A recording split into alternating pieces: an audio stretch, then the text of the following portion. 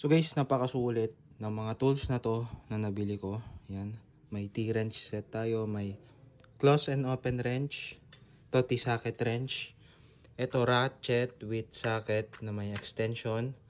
Tapos may mga bala pa tayo dito para sa ating impact. Actually, pwede rin naman to. Yan. Sobrang mura lang nito mga boss. Hindi pa umabot ng 1,000 lahat ng to. Ito kasi yung mga luma kong gamit. Ayan.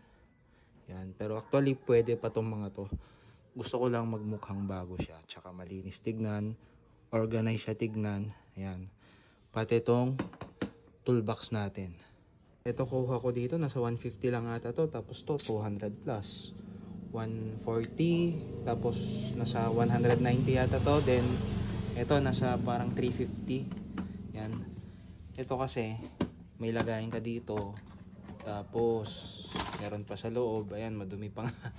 Ito yung nasa taas na part niya, ilalagay mo lang sa loob. Para 2 layer siya. So lahat, halos lahat magagawa mo na dito. Kulang na lang siguro sa'yo mga ganito. Mga long nose, ganyan. Tapos mga plies.